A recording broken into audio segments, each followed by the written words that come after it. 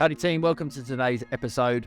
I have got a recording from you from our brand new event, the Lead Generation Bootcamp. Off the back of my book launch, where the Lead Generation Guide became an Amazon bestseller, we had 27 people in attendance to go through 4 key areas to generate leads, increase sales, and build a better business. It was an amazing day, and the first part, we spoke about content marketing, and in particular, niche.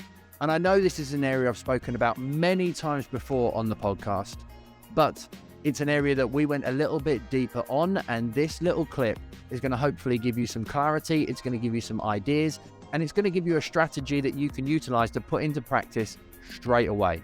So I hope you enjoy this episode. Let's go live.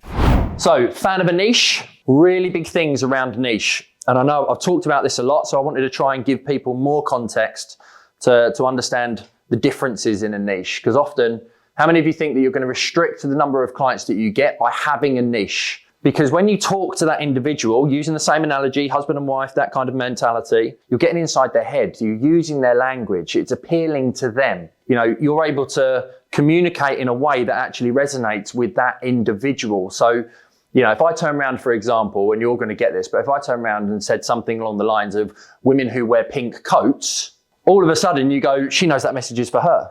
You know, if you turn around and go, there's men in green jumpers, immediately they go, oh, that's me. And it's like, even if they're not listening, how many of you have heard your name and obviously all of a sudden the ear just goes, or I've been in a room and someone says mortgage and I'm like, I'm remortgaging and I'm speaking to my bank, my ear just goes, you know, it's like, that's what happens. So it's how can we, in the subconscious, our subconscious is always looking for the point that it needs to be aware of. It's either looking for fight or it's looking for flight, and it's also looking for commonalities. You know, the other thing it's looking for is sex as well. But that's part of the reticular activating system. See, look, your ear pricked up at that. I saw you. It's like, what? So it's like you're always conscious of certain things in your life. So it's really important that you know, this is what will make people come to you rather than you constantly having to push to go to them. So the more singular we can talk, the better it's going to ultimately be. If you haven't yet purchased a copy of the Lead Generation Guide, go to Amazon right now and grab a copy. If you have already purchased the Kindle book or the paperback, then please go to Amazon and leave a review. It'll be hugely appreciated because I love to read your comments and your feedback, and it also helps new purchasers understand how it's going to help them to generate leads and increase their sales.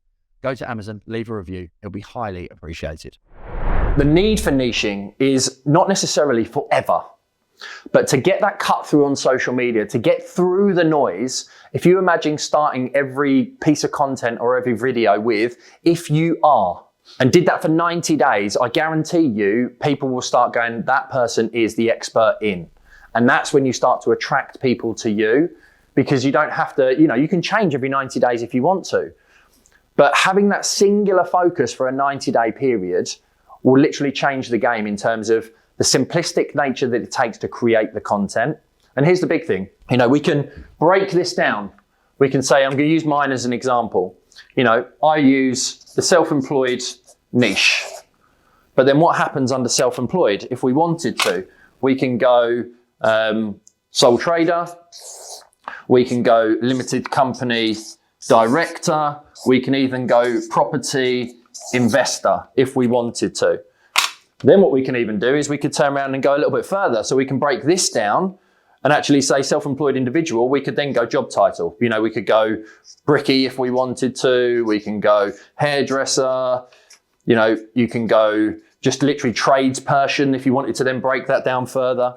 In here, you can talk, you know, you can break limited company director down. You can even start bringing buy to let into this if you wanted to. So you have a niche, you then have a micro niche, and you can even micro niche if you wanted to.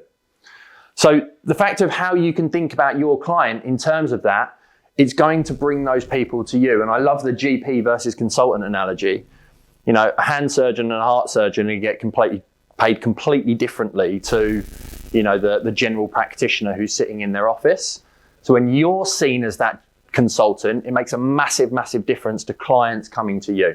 And it gives you less stress more than anything else. And the key thing actually, which is really important, we attract accountants to us because of the talking about self-employed. So the ideal is when you niche for that 90-day period, or you start talking to one person, people who have access to your audience will actually start reaching out to you. And then you don't get one client, then you get 5, 10, 15, 20, 100 clients. Then you can start working on partnership and delivering a webinar or training or whatever it is to those individuals. So here's the 4 ways in which you can niche. The 4 things you can realistically do. We can choose a problem and we can focus on a major problem and we only talk specifically about that problem. We can focus on a job title, really great for LinkedIn, for example, because you can add 15 people every day with that specific job title, no matter what it is. The other side of what you can do, location-based. Who would love to have all their clients come into their office and only working in a specific location, but be the #1 person in that postcode? That's the idea of what you can do. So it can work in that specific area. And you start with your town. So I'm in Chelmsford. We start with Chelmsford. Then we go, right, what are all the subcategory towns? Right, we've nailed Chelmsford. We've got stuff that we're going to be showing you later on in terms of we nail that area. We run some ads to that area. You know, we do a little event in that area. We focus in there. You know, and then we can start saying, okay, what's the next town that's within a 20-minute radius? Because people will travel 20 minutes to go to the gym. So they'll definitely travel 20 minutes to come and see you. So then we go to Colchester, then we might go to Brentwood, then we might go to Braintree as a kind of a sub area. So you can start to expand as you dominate that particular area. But you're just talking, even your SEO relates to that as well. So everything just becomes around building your brand in one of these 4 categories.